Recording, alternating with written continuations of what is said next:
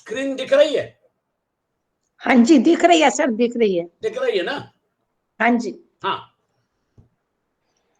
पिछली बार ये जो 14वां श्लोक है 5वें अध्याय का, इसके ऊपर हमने विस्तृत चर्चा की। इसके बारे में मतलब थोड़ा और गहन अध्ययन बहुत जरूरी है ताकि इसको समझा जा सके। ये जो स्वभाव, ये जो शब्द आया है, हम लोग इसको एक, जिसको कॉमन सेंस में बोलते हैं, मेरा ये स्वभाव है, तो हम क्या बोलते हैं, अरे उसका स्वभाव ही वैसा है, वो बदल नहीं सकता, वो उसका स्वभाव है। तो ये स्वभाव जो है, ये स्वभाव को वो उसको रिलेट कहां पे करना है? ये प्रकृति का स्वभाव जो है, ये एक प्रकृति की शक्ति है, ये एक प्रकृति का प्रोग्राम है। इस स्वभाव के तहत हमारे शरीर की रचना कैसे होगी? आप ऐसे कैसे मान सकते हैं कि शरीर की रचना ऐसी हो गई? एक कोश से 9 महीने में पूरे शरीर की निर्मित, अलग अलग योनियों में अलग अलग शरीरों की निर्मित। देखिए, तत्व एक ही है। माँ जो है, वो माता का जो गर्भ है, वो उसका जो गर्भाशय है, वो गर्भाशय में एक गर्भ पल रहा है, लेकिन वो गर्भ पल रहा है, उसका पूरा प्रोग्रामिंग जो है वो स्वभाव के तहत होता है। तो स्वभाव वो प्रोग्राम है, और इसके ऊपर हमारी विस्तृत चर्चा भी हो रही थी कि ये कैसे उसको समझ में आता है कि नाखून बनना है, कान बनना है, आंख बनना है। वो तो एक छोटा सा कोश है, लेकिन उस कोश में प्रकृति ने पूरा पैकिंग करके रखा हुआ है कि एक कोश से कैसे कैसे, है ना, विकास होगा और एक पूरा शरीर 9 महीने में तैयार हो जाएगा। उसी प्रकार से अलग अलग योनियों में आप देखिए, अलग अलग प्राणी हैं, अलग अलग पशु हैं, और सभी प्राणियों में पूरा प्रोग्राम जो है वो अलग अलग है, ताकि उस शरीर की रचना हो जिस शरीर को लेकर वो प्राणी या वो जो जीवात्मा है, वो जीवात्मा अपने कर्मों को, जो भी कर्म उसने किए हैं, उसका फल भोग सके।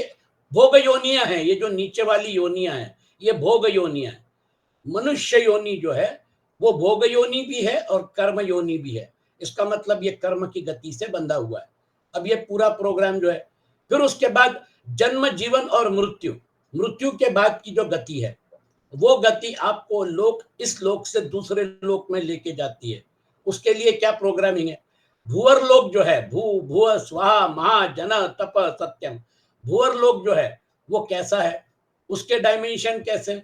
ऐसी बात नहीं कि हमको भूअर लोक में गए नहीं है, इसके पहले भी, हमारे जन्म के पहले भी हमने उन लोकों में से किसी न किसी लोक की यात्रा की हुई है।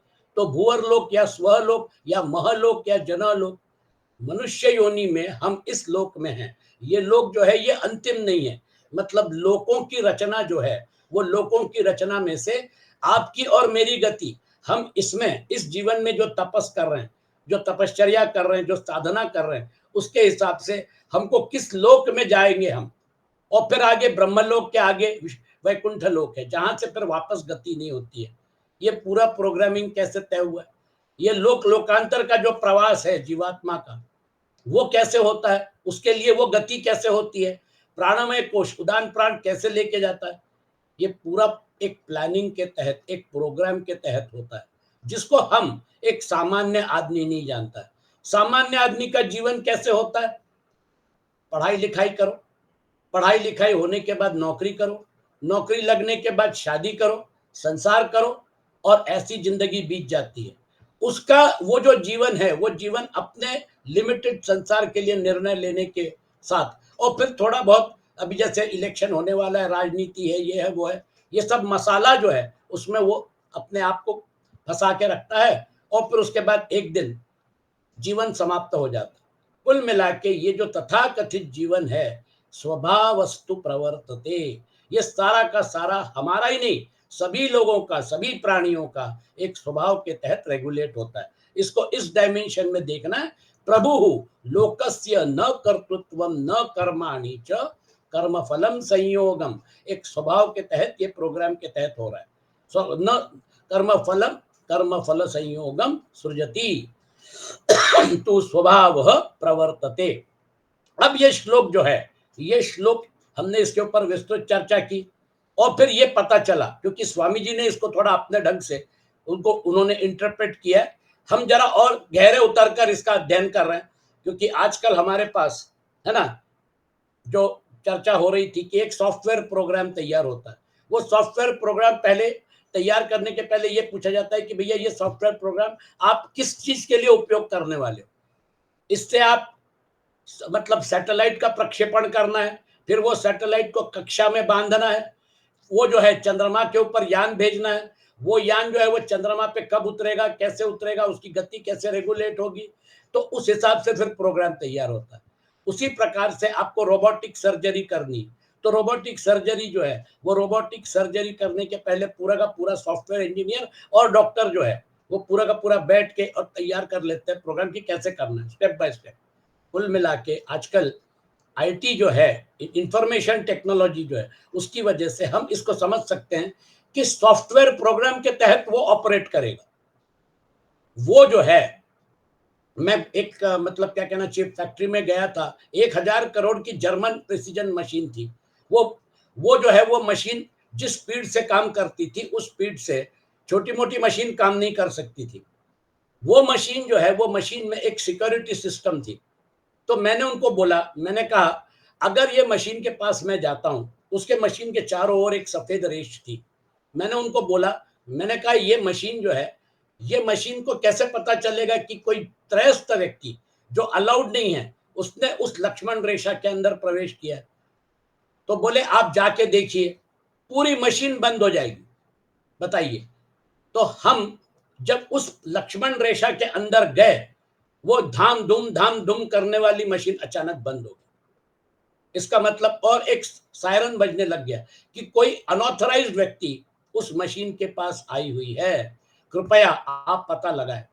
अब वहां जो सॉफ्टवेयर इंजीनियर बैठा हुआ था उधर, जो उनका वो सीएनसी मशीन थी, कंप्यूटराइज्ड न्यूमेरिकल कंट्रोल, वो जो सीएनसी कंट्रोल यूनिट है, वो कंट्रोल यूनिट ने मशीन को बंद कर दिया।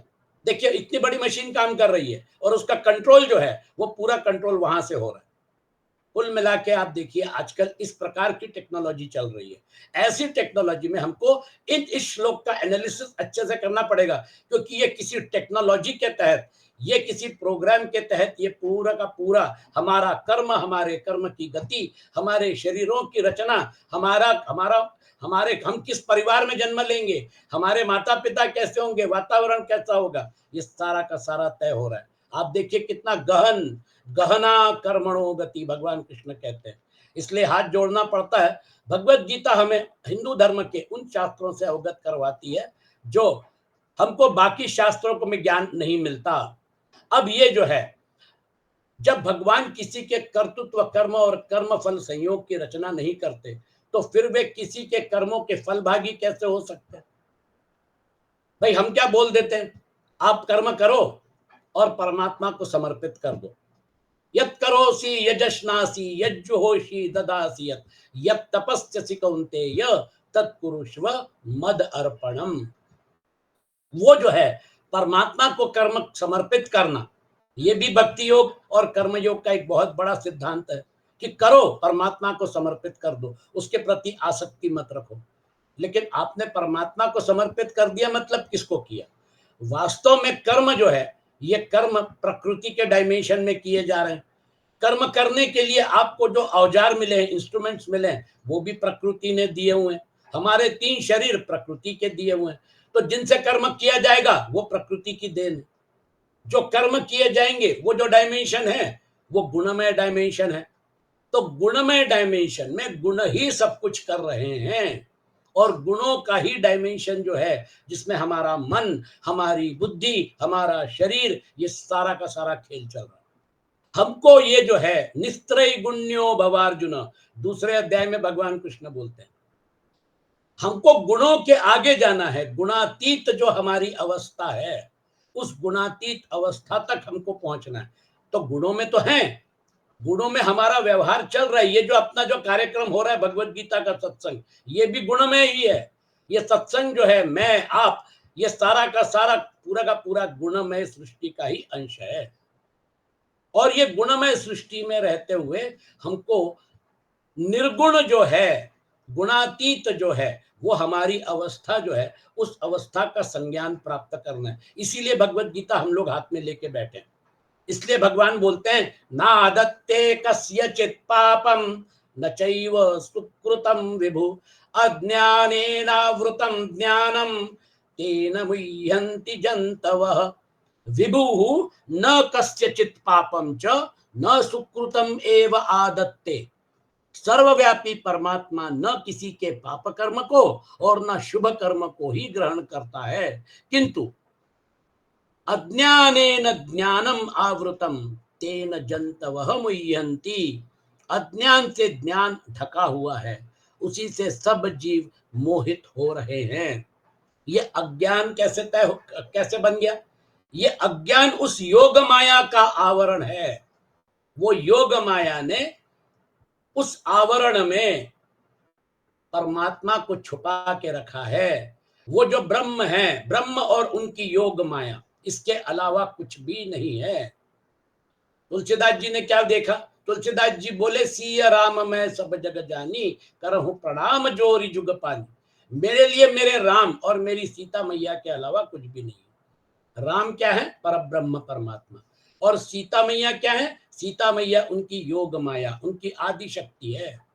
जो उस आदि शक्ति के डायमेंशन, गुणमय डायमेंशन में ये सब जो है, ये सब जो हमको भाषित हो रहा है कि ये सच है, ये जो है इसके अलावा कुछ भी नहीं है, यही तो उसकी योग माया है। सच नहीं है फिर भी सच लगता है। जब तक जीवन है तब तक मेरा घर, मेरा मकान, मेरी दुकान, मेरा परिवार, मैं, मेरा सब सब सब सब सब सच है। जब शरीर छूट जाएगा तो ये सब क्या हो गया? झूठ हो गया। इसके पहले भी लोग आए, शरीर में थे, मैं मेरा करते हुए जिंदगी जिए और फिर मर गए। आज सब कुछ यहीं छूट गया, साथ में कुछ नहीं लेके गए। वो जो शरीर था, वो शरीर है ना, चिता के ऊपर रखकर उसको उसी के रिश्तेदारों ने अग्नि को फूंक दिया। वो शरीर भी नहीं लेके गया। तो मैं मेरा करते करते जीवन बीत जाना। प्रकृति जो है वो प्रकृति के डायमेंशन में सब कुछ हो रहा है। और ये सच अगर होता तो वो शरीर जो है वो अग्नि को कैसे समर्पित कर दिया? वो शरीर उसने छोड़ा क्यों? तो ये सच तभी तक है जब तक शरीर के साथ संबंध है। कुल मिला के जब हम ऐसे एनालाइज करते हैं तो पता चलता है कि ओ, यहाँ तो कुछ भी अपना नहीं था, यहाँ तो सभी पराया था, ये तो सब किराए का मकान था और हम इसको लेबल लगा के बैठे थे। आप जब इस हिसाब से एनालाइज करते हैं तो फिर आप बड़े प्रेम से मुस्कुरा के अपना जीवन जी के, और आप उस भावना के साथ जीते हैं कि यहाँ पर कुछ भी मेरा नहीं, सभी कुछ प्रकृति का है। संसार से लिया, प्रकृति से लिया, प्रकृति को दिया। मत कुरुष्व, मुझे अर्पण करो, मतलब प्रकृति का, प्रकृति को अर्पण कर दो और फुर्सत हो जाओ। जीरो बैलेंस, तुम्हारा कुछ भी नहीं है। तुम उसमें, उस भावना में रहो, लेकिन आप जो कर रहे हो वो सारा का सारा जो है वो जिसके लिए पिक्चर में रोल मिला है, बहुत अच्छी बात है ना, पिक्चर में रोल प्ले करो, लेकिन वो रोल किसका हिस्सा है? पिक्चर का हिस्सा है। उस रोल को प्ले करने के लिए आपको जो तथाकथित कपड़े पहनना है, जो तथाकथित वेशभूषा करनी है, आप देखिए टीवी सीरियल के जो सेट होते हैं, है ना, वो सेट में कितना बड़ा डेकोरेटिव होता है। वो सेट जो है, वो सेट उस टीवी सीरियल के लिए तैयार किए जाते हैं। स्टूडियो में सेट तैयार होता है, वहां पे एक्टर परफॉर्म करते हैं, सेट वही रह जाता है।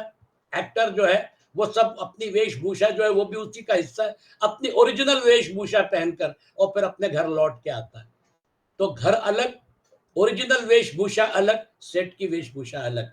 यहाँ पे हम लोगों को सबको प्रकृति ने सजा कर संवार कर भेजा है, सुंदर सा शरीर दिया है, ये सब जो है ये सब दिया हुआ है, बहुत इन्वेस्टमेंट किया है अब हमारे ऊपर और आपके ऊपर, लेकिन एक कीमत चुकानी पड़ रही है।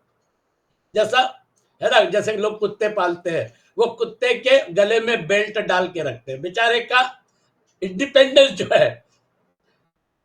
है वो इंडिपेंडेंस छीन लिया गया है। उठ तो उठ, बैठ तो बैठ, अभी घर के बाहर नहीं जाएगा, अभी जब मैं लेके जाऊंगा तभी जाएगा। उसको स्वतंत्रता दी है, वो बेल्ट जो है, हम लोग स्वतंत्र नहीं है, हम लोग परतंत्र हैं। ये परतंत्र की बेड़ियां जो हैं, ये गुणों की जो बेड़ियां हैं, इसको समझना पहली बात, और फिर इसको निकालना। तो इसलिए विभुः न कस्यचित् पापम च न सुकृतम एव आदत्ते अज्ञानेन ज्ञानम आवृतम तेन जंतवः मुह्यन्ति। हम लोग मोहित हो गए। ये बेड़ियां जो हैं, ये बेड़ियों में अपने आप को जकड़ा समझ रहे हैं। कैसे निकलेगा? मैं अलग, आप अलग, है ना, हम लोग सब अलग अलग, हम लोग सब एक दूसरे के से मतलब क्या कहना चाहिए, परिचित हैं, संबंधित भी होते हैं लोग। तो ये सब जो है, ये सब क्या है? ये अज्ञान का आवरण है। ये वास्तव में सब लोग शरीरधारी जो हैं, एक दिन शरीर छोड़ के और फिर उसके बाद कहां जाएंगे मालूम नहीं, आगे क्या होगा मालूम नहीं। सूर्य संपूर्ण जगत को प्रकाश देता है और उस प्रकाश के अंतर्गत मनुष्य पाप और पुण्य कर्म करते हैं, परंतु उन कर्मों से सूर्य का किंचन मात्र भी संबंध नहीं है। इसी प्रकार परमात्मा तत्व से प्रकृति सत्ता पाती है। देख रहे हैं आप, परब्रह्म परमात्मा और उनकी योग माया, वो उनकी आदि शक्ति है। परमात्मा तत्व से प्रकृति सत्ता पाती है, अर्थात संपूर्ण संसार सत्ता पाता है।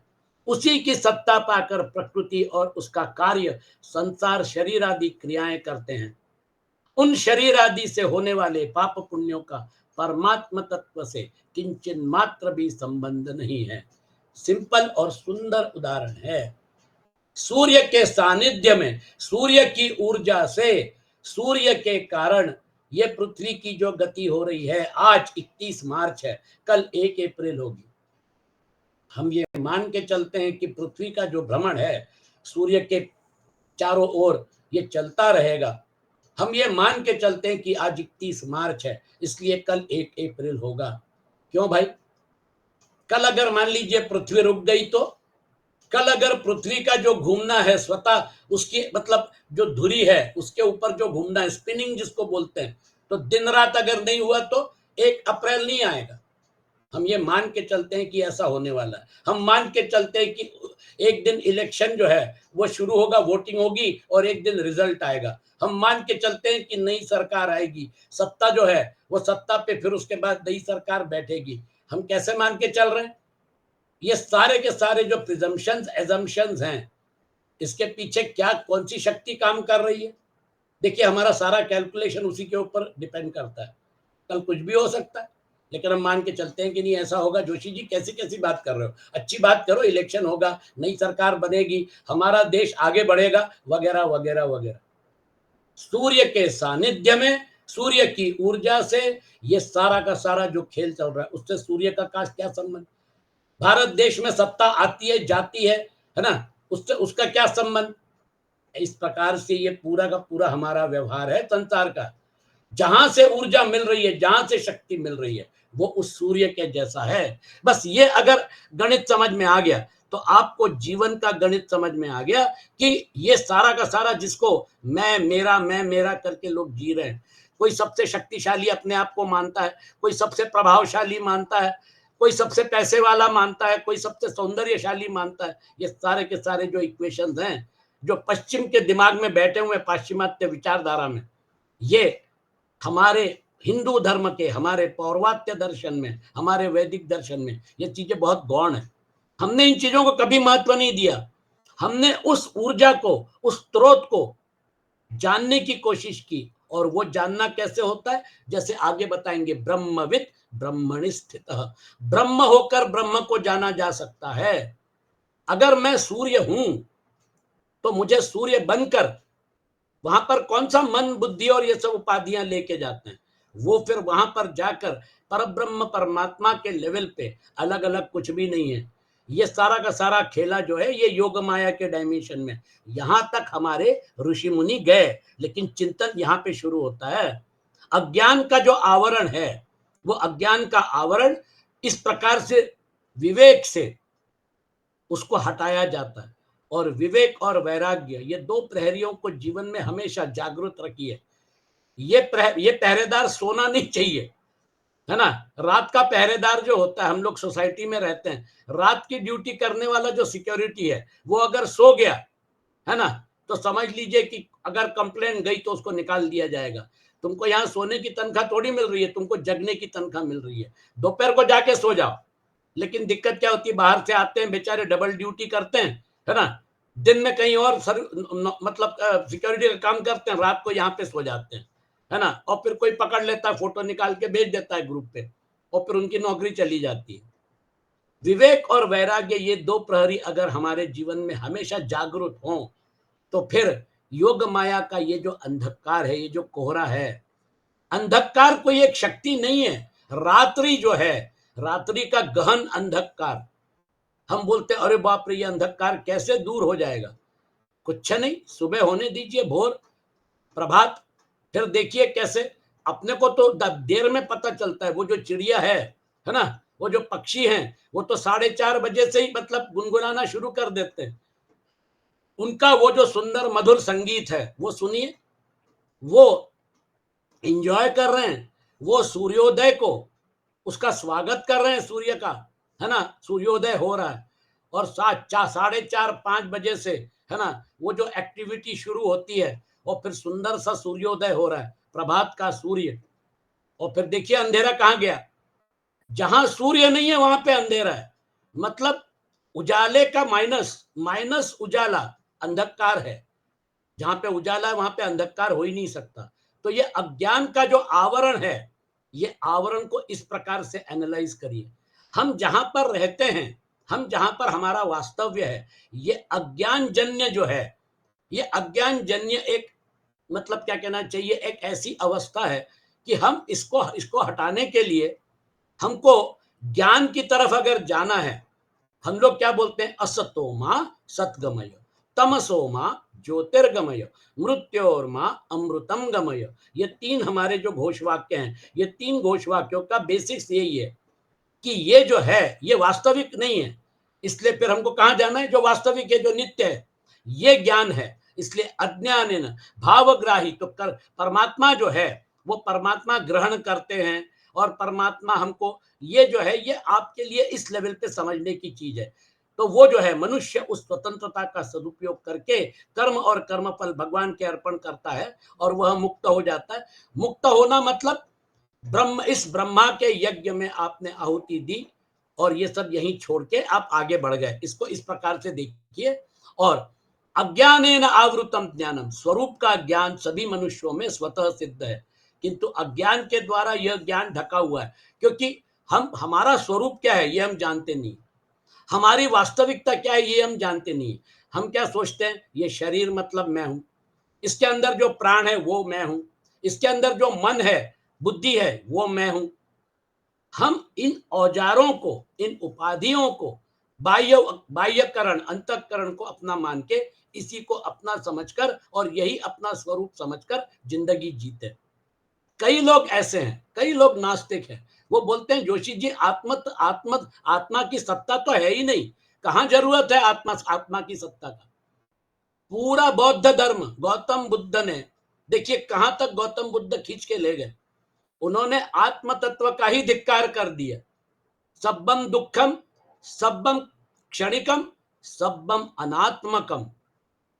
और इसी बेसिस पे आदि शंकराचार्य ने चैलेंज किया, बोले सब्बम क्षणिकम हम भी मानते हैं, सब कुछ क्षणिक है। सब्बम दुखम हम भी मानते हैं कि संसार दुखमय है, लेकिन सब्बम अनात्मकम अगर है तो फिर क्षणिक जो है वो क्षणिक आपने कैसे पहचाना? क्षणिक पहचानने के लिए आपके पास कोई ऐसी नित्य सत्ता होनी चाहिए जो उसका विटनेस है। स्टेशन पे दो गाड़ियां खड़ी हैं, दोनों गाड़ियों में से कौन सी गाड़ी मतलब हिल गई, ये समझ में नहीं आ रहा है। मुझे लगा मेरी गाड़ी हिल रही है, आपने बोला नहीं जोशी जी अपनी गाड़ी नहीं हिली है, बगल वाली गाड़ी चलना शुरू कर दी। मैंने कहा अरे यार समझ में नहीं आ रहा है। बोले आप स्टेशन की तरफ देखो। जब मैंने स्टेशन की तरफ देखा तो पता चला ओ मेरी गाड़ी तो स्थिर है, बागल बगल वाली गाड़ी चलने लग गई।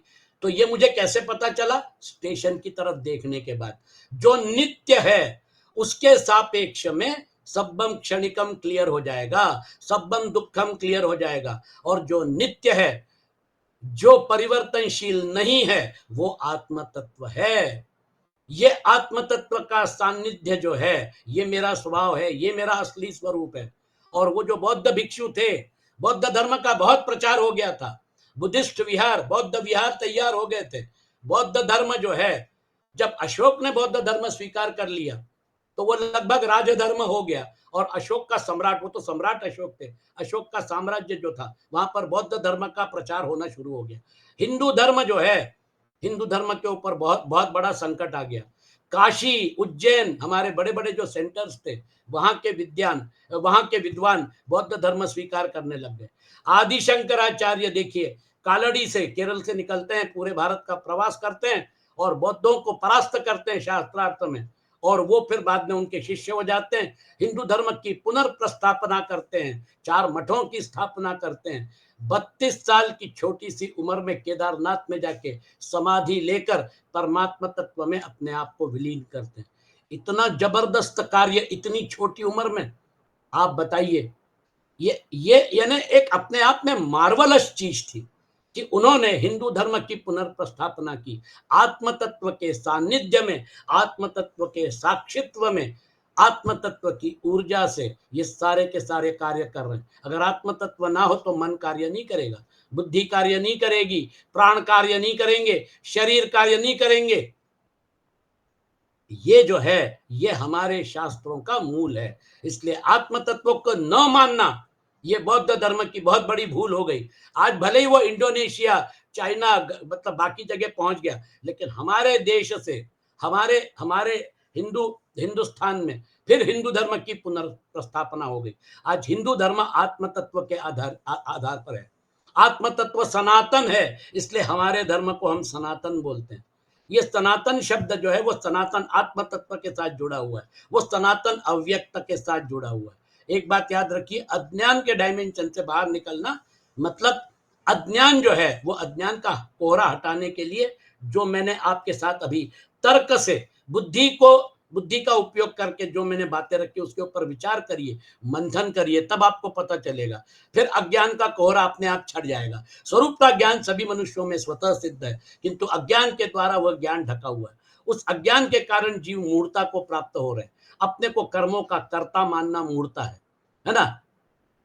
वो जो है, विमूढ़ा नानुपश्यंती पश्यंती ज्ञान चक्षुष, वो ज्ञान के चक्षु से, हमको ज्ञान चक्षु ये शब्द भगवत गीता ने दिया हुआ है। भगवान के द्वारा मनुष्य मात्र को विवेक दिया हुआ है, जिसके द्वारा इस मूढ़ता का नाश किया जा सकता है। इसलिए इस अध्याय के 8वें श्लोक में कहा गया है कि सांख्य योगी कभी भी अपने को किसी कर्म का कर्ता न माने, और 13वें श्लोक में कहा गया है कि संपूर्ण कर्मों के कर्तापन को विवेक पूर्वक मन से छोड़ दें। कुल मिला के ये पूरा प्रकृति का डायमेंशन जो है, हमारा पूरे कर्म किससे किया जाएगा? शरीर से, स्थूल शरीर से, सूक्ष्म शरीर कॉम्बिनेशन से, और कर्म गति के हिसाब से। मतलब हमारा कर्माशय, हमारा का मतलब कारण शरीर, हमारा सूक्ष्म शरीर और हमारा स्थूल शरीर, वो इतना सूक्ष्म लेवल है कि कर्मों में जो परिवर्तन हो रहा है, हमारे कर्म गति से के हिसाब से कारण शरीर जो है में उसमें जो परिवर्तन हो रहा है, वैसी परिस्थिति बनेगी, वैसे लोग मिलेंगे, और फिर उसके बाद उधर जो अहंकार का बीज है, उस अहंकार के बीज के साथ अहंकार बोलेगा कि ऐसा करना है, और फिर उसके बाद फिर आगे की गति हो जाएगी। हमारे यहाँ महाराष्ट्र में देखिए, एक साथ जो खाना खाते थे, आज ननन भौजाई जो है वो बारामती से एक दूसरे के विरुद्ध लड़ रही हैं। एक ही परिवार के सदस्य हैं, एक परिवार इकट्ठा था, आज कर्म गति के हिसाब से दोनों अलग अलग हो गए, गया ना, दिशा अलग अलग हो गई ना, एक परिवार जो है वो बिखर गया ना। आप बोलेंगे कैसे हो गया, क्या हो गया? कोई एक्सप्लेनेशन यहाँ पे नहीं मिलेगा। कर्म गति में जो परिवर्तन हुआ है, फिर अहंकार को प्रेरणा मिलती है, और अहंकार को प्रेरणा मिल गई तो फिर मन और बुद्धि जो है वो तो करेंगे ही, उनको तो कोई चॉइस ही नहीं है जब अहंकार ने तय कर लिया तो। इस प्रकार से ये हमारी कर्म गति का डायमेंशन है। गहना कर्मणो गति, ऐसे एनालाइज करिए। इसलिए तीनों शरीर, कारण शरीर जो है, जो इसको घुमा रहा है सूक्ष्म शरीर को, सूक्ष्म शरीर जो है ना, मन बुद्धि अहंकार प्राण पंच ज्ञानेन्द्रिय पंच कर्मेंद्रिय, 17 तत्वों का हमारा सूक्ष्म शरीर है। पंच प्राण पंच ज्ञानेन्द्रिय पंच कर्मेंद्रिय सूक्ष्म फॉर्मेट में, और फिर उसके बाद मन और बुद्धि, और अहंकार का बीज जो है वो अहंकार का बीज हमारे कारण शरीर में, और फिर उसके बाद ये तो स्थूल शरीर जो है हाड़ मांस का, ये तो फिर पपेट है, ये तो है ना, वो तो उंगलियों पे नचाया जाता है, वैसे चलता रहता है ना, किसी का कर्म कर। तो शरीर आदि संपूर्ण पदार्थों में निरंतर परिवर्तन हो रहा है। स्वरूप में कभी कोई परिवर्तन नहीं होता, ये हमारा आत्म तत्व है। स्वरूप से अपरिवर्तनशील होने पर भी अपने को परिवर्तनशील पदार्थों से एक मान लेना अज्ञान है। शरीर आदि सब पदार्थ बदल रहे हैं, ऐसा जिसे अनुभव है वह स्वयं कभी नहीं बदलता। यही हमको बौद्ध धर्म को परास्त करने के लिए उन बौद्ध भिक्षुओं को, बौद्ध जो बड़े बड़े उनके विद्वान थे, वो सब या तो वापस हिंदू धर्म में आ गए। शंकराचार्य ने जो मठों की स्थापना की उसमें से 3 मठों में वो बौद्ध भिक्षु थे जो शास्त्रार्थ में पराजित हो गए थे और बाद में फिर शंकराचार्य के शिष्य हो गए और फिर उनको उन मठों की के ऊपर अधिष्ठित किया। आज बौद्ध धर्म है हमारे देश में, वो धर्म के रूप में चल रहा है भाई, उनके धर्म की मान्यता के हिसाब से वो चलते हैं।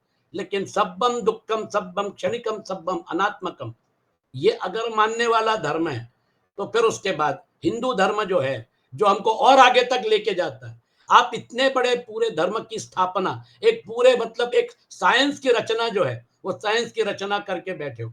इसलिए क्या होता है ना, तथाकथित जो भौतिक विज्ञान है वो बौद्ध धर्म का आधार लेता है, क्योंकि भौतिक विज्ञान जो है, आज का जो मटेरियल साइंस है, वो मटेरियलिस्टिक साइंस आत्म तत्व में विश्वास नहीं रखता है। ऐसा ही हो गया। इसमें हमको प्रकृति के वो जो दो हैं, परा और अपरा, वो बोलते हैं परा प्रकृति हम नहीं मानते, हमको सिर्फ अपरा प्रकृति दिखती है। कब तक आप इतना बड़ा तैयार करके रखोगे कि ये ऐसे ही हो गया, आत्म तत्व से आप विमुख होकर कब तक अपना पूरा का पूरा मतलब डायमेंशन खड़ा रख सकते हो? एक दिन आना, एक दिन रहना, एक दिन जाना। जो डॉक्टर है ना, जो साइंटिस्ट है, वो भी तो ऐसी कीड़े मकोड़े के जैसे मर जाते हैं। उनको ये सब चीजें क्यों नहीं समझ में आती कि क्या गया, आपने डेथ सर्टिफिकेट लिख के दिया, क्या हुआ, वहां पर क्यों नहीं रुकते? बाकी जाने दीजिए, लेकिन गौतम बुद्ध को जब पता चला कि एक दिन मैं भी मरूंगा, देखिए उनमें जबरदस्त वैराग्य था। जो अच्छी बात थी वो अच्छी बात को लेना चाहिए। इतना जबरदस्त वैराग्य था कि जब उनको वो सारथी को उन्होंने पूछा ये क्या जा रहा है, बोले ये तो अर्थी लेके जा रहा है। ये उठ क्यों नहीं रहा है, ये बोल क्यों नहीं रहा है? बोले ये मर गया, अब ये उठेगा नहीं, बोलेगा नहीं। अब क्या होगा? इसको स्मशान में ले जाके इसको अग्नि को समर्पित करेंगे। बोले एक दिन मैं भी मरूंगा। बोले हाँ, सबको मरना है, जो आया है वो मरने वाला है। देखिए वैराग्य, अपनी शादीशुदा बीवी को और बच्चे को छोड़कर, पत्नी को और बच्चे को छोड़कर वन में निकल गए। ये परम वैराग्य की स्थिति थी।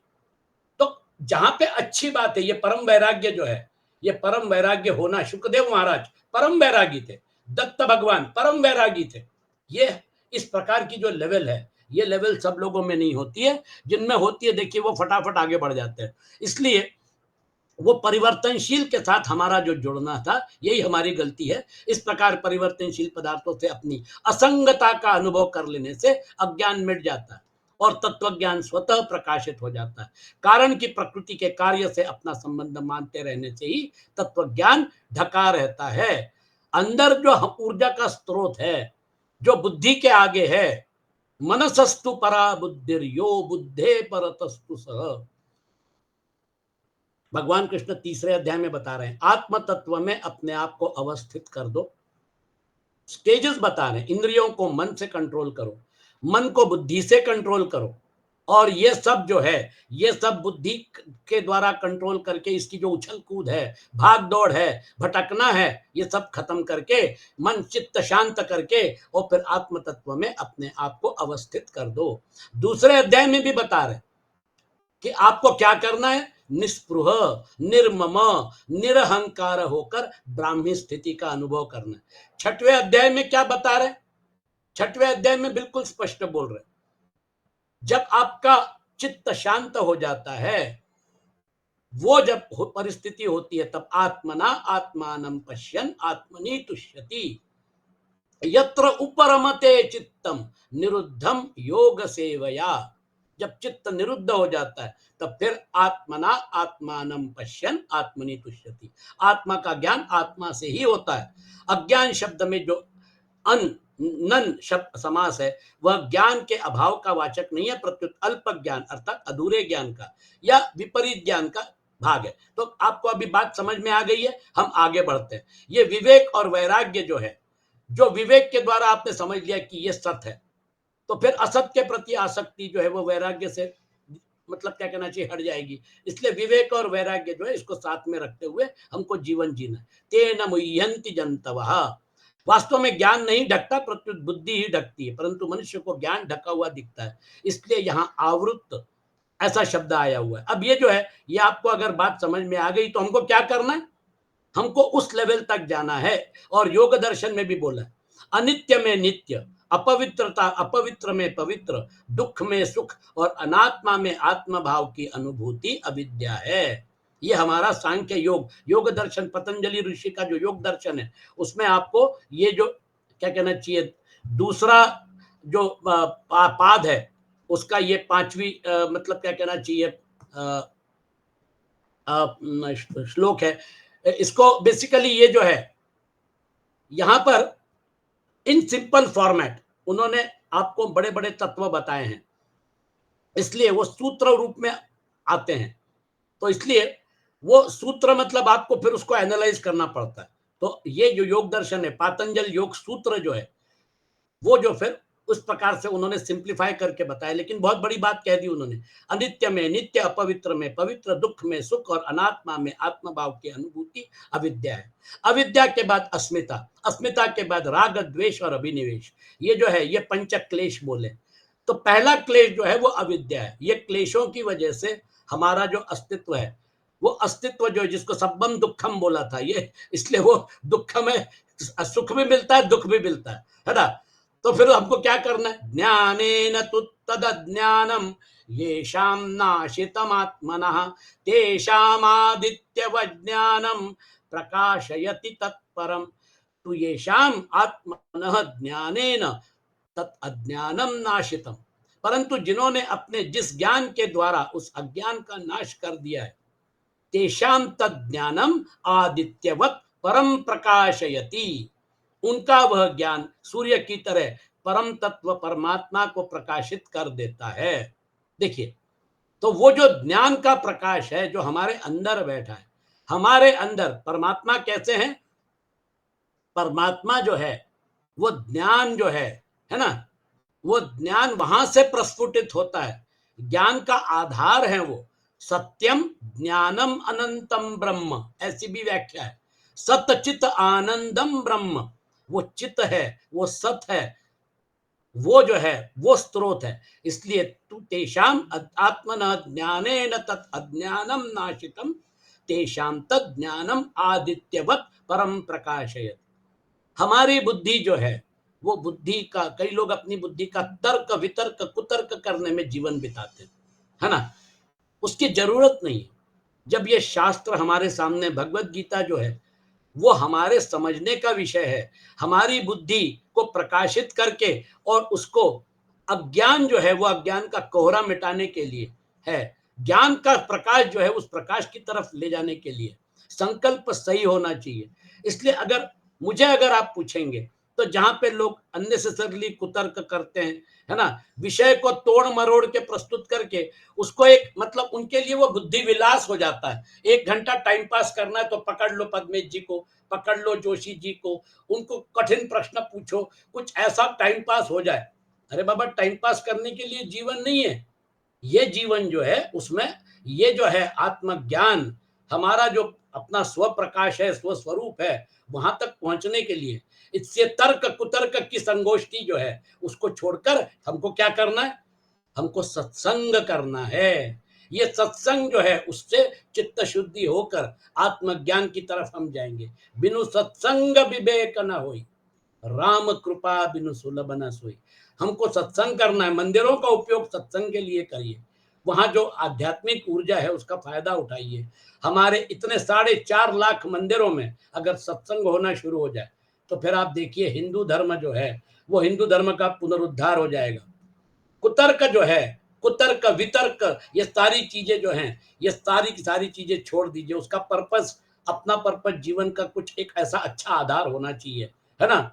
वहां पर लोग आए, हिंदू धर्म के मूल ग्रंथों का अध्ययन करें। हमारे श्रीमद् भागवत हो गया, महाभारत हो गया, रामायण हो गई, हमारे जो उपनिषद हैं, इन सब का अध्ययन, भगवत गीता का अध्ययन, हमको बहुत बड़ा कार्य करना है। गीता गुरुकुल का जो उद्देश्य है वो उद्देश्य यहीं पे समाप्त नहीं होता है कि ऑनलाइन क्लास ले लिया। हमारी आगे की जो योजना है उसमें हमको ये जो है मंदिर है किस लिए? मंदिर इसलिए है कि वहां से जो उस ऊर्जा को हम बढ़ा के लोगों को हिंदू धर्म के साथ जोड़ें। लोग अगर आते हैं सत्संग के लिए, 1 घंटा भी अगर आपको समय मिलता है, आप वहां पे जाके सत्संग करिए। अपने को तो कुछ नहीं चाहिए, जो भी पैसा आता है दान पेटी में डलवा दीजिए, सबको प्रणाम करिए, सत्संग का आनंद आपने उठा लिया। इस प्रकार से हमको अगर आगे बढ़ना है तो दान पेटी में पैसा आएगा, मंदिरों का जीर्णोद्धार होगा और वहां पे जो ऊर्जा है उसका समाज को फायदा होगा।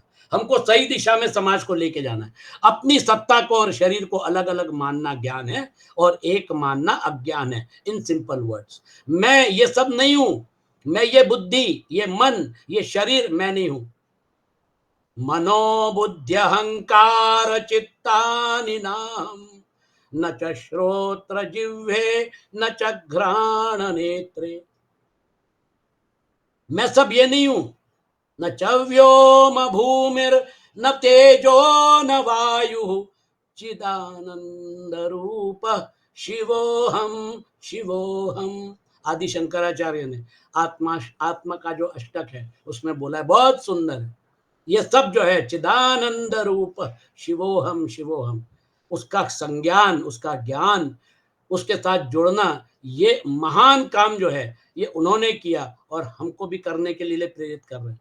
बोल रहे हैं कब तक जन्म लोगे, कब तक मरोगे, पुनरपि जननम पुनरपि मरणम पुनरपि जननी जठरे शयनम यह संसारे खलु दुस्तारे कृपया पारे पाहि मुरारे। अरे जरा उठकर देख, क्या कर रहा है, कब तक जन्म लेगा, कब तक मरेगा, इसमें से बाहर निकल। ये जन्म मृत्यु का जो चक्र है, ये चक्र जो है, ये चक्र आत्म तत्व के लिए नहीं है।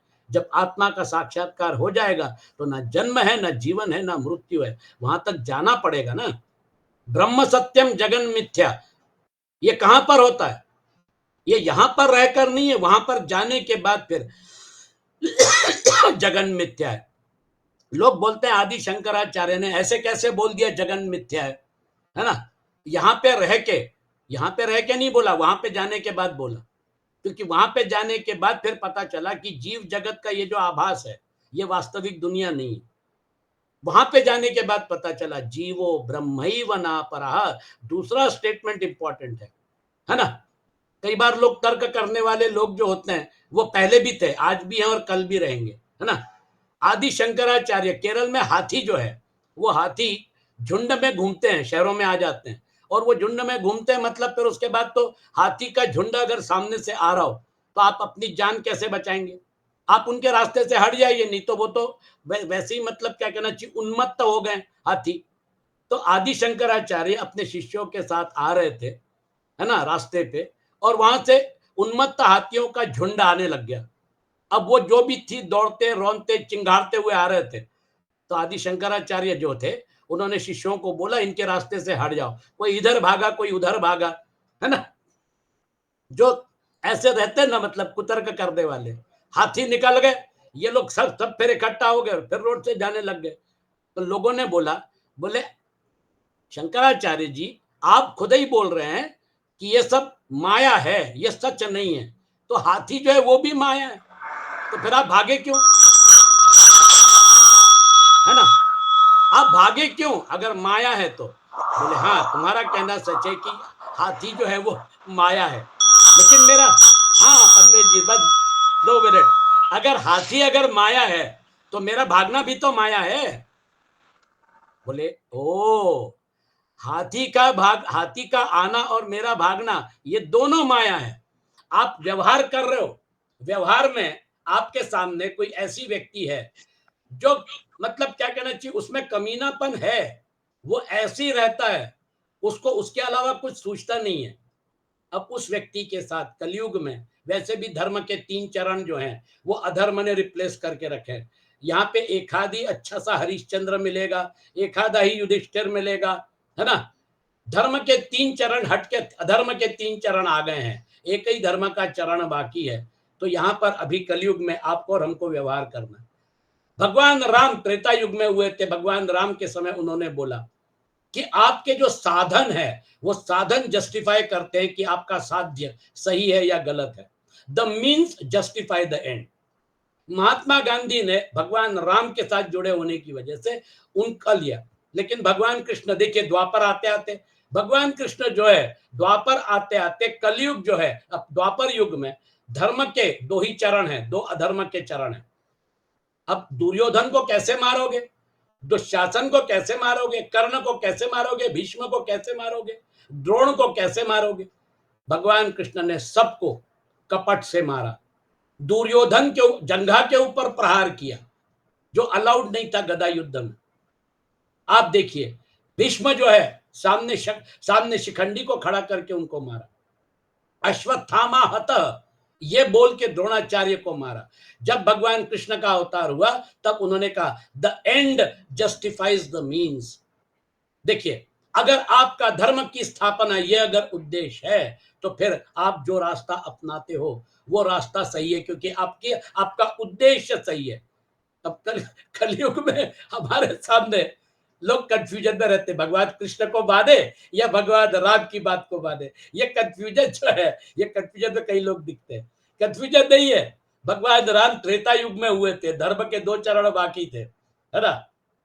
भगवान कृष्ण के समय द्वापर युग चल रहा था और अब कलयुग चल रहा है। अब आप व्यवहार कैसे करेंगे? ये व्यवहार जो है, अन्याय करने वाला जो है, अन्याय सहन करने वाला जो है वो ज्यादा दोषी है ना। अन्याय अन्याय करने वाला और अन्याय सहन करने वाला दोनों दोषी है। अब अन्याय सहन करने वाले बहुत है ना, तभी तो अन्याय होता रहता है। आप क्या करेंगे? कुल मिला के कलयुग में थोड़ी व्याख्या और बदलनी पड़ेगी, नहीं तो बड़ा कठिन हो जाएगा।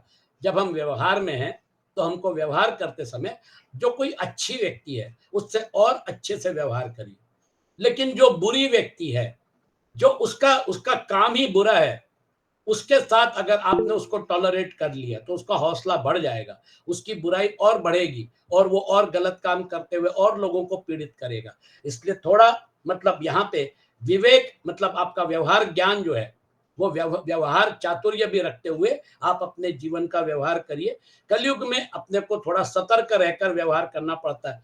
कोई भी आदमी बोल देगा जोशी जी के पास 10 करोड़ है, जोशी जी हमको 1 करोड़ दे दो, हमने दे दिए, है ना।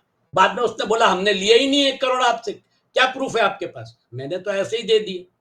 वो बोलेगा आपने दिए, आपने कोई लिखा पढ़ी की, कोई रजिस्टर्ड डॉक्यूमेंट है, आपने कुछ लिखा पढ़ी की कि आपने दिए? मैंने बोला यार तुम्हारे भरोसे मैंने दे दिया, तुम्हारे शब्द के भरोसे।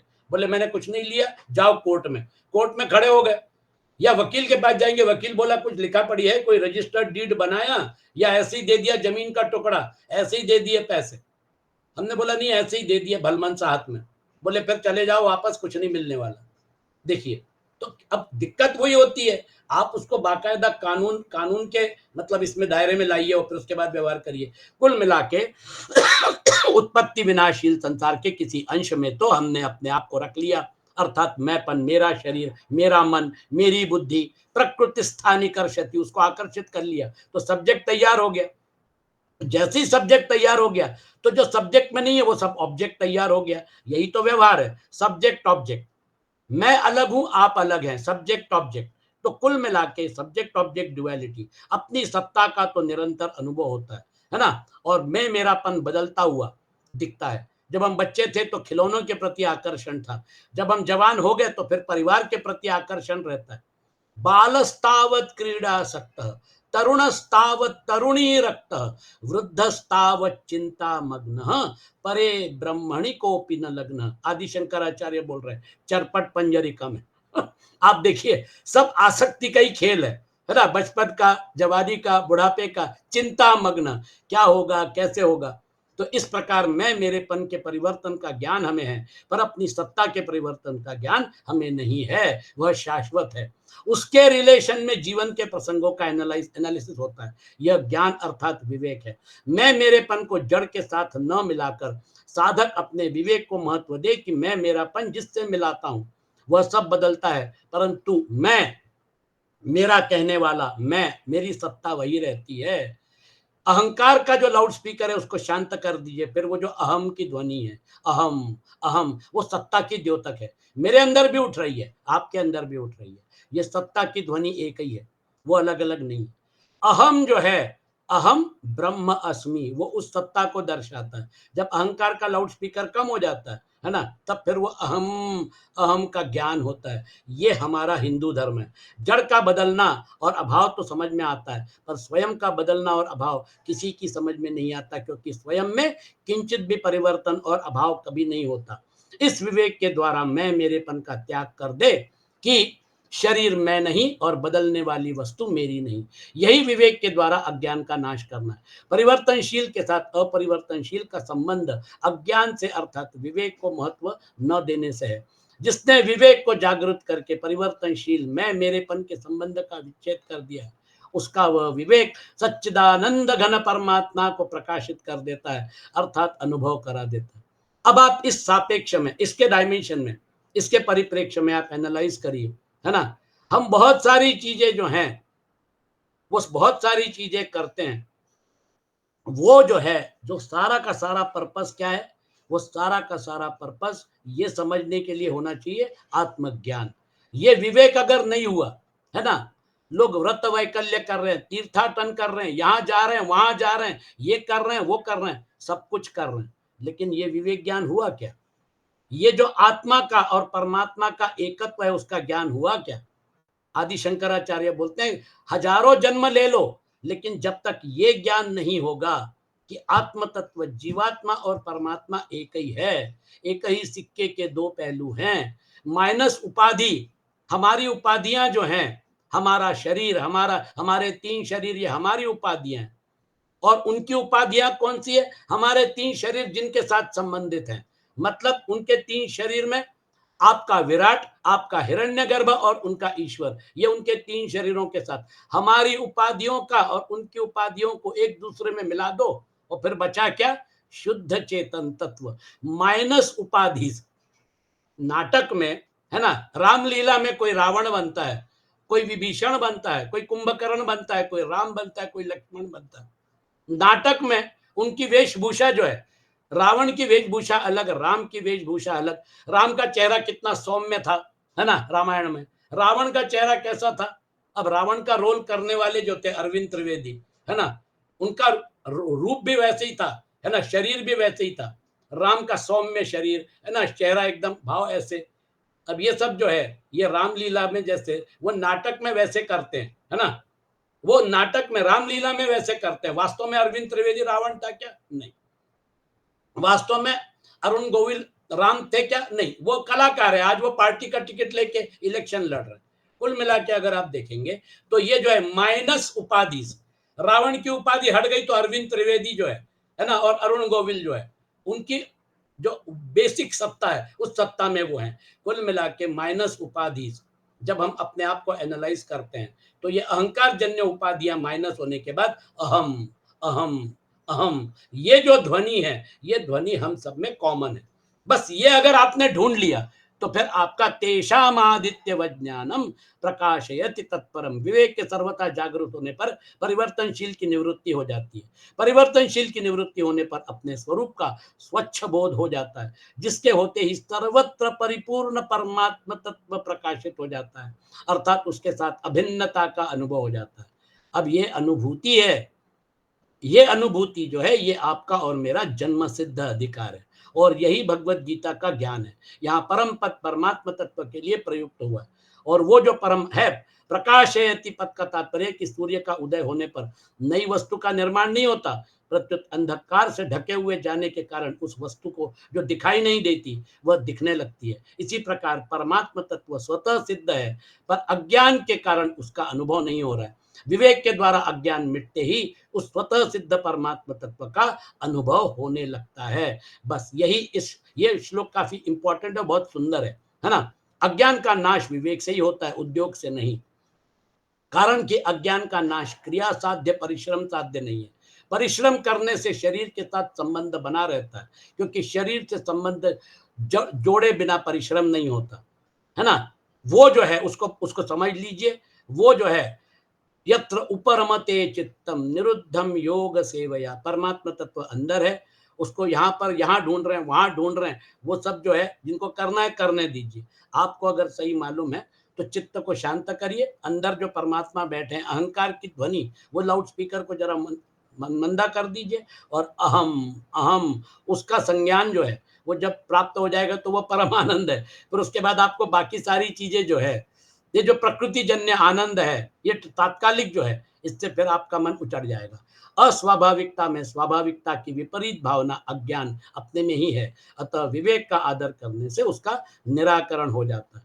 ये श्लोक और उसके आगे का एक दूसरे से कनेक्टेड है। आज का सत्र यही समाप्त करते हैं। ओम असतो मा सद्गमय तमसो मा ज्योतिर्गमय मृत्योर्मा अमृतं गमय। ओम शांति शांति शांति। ओ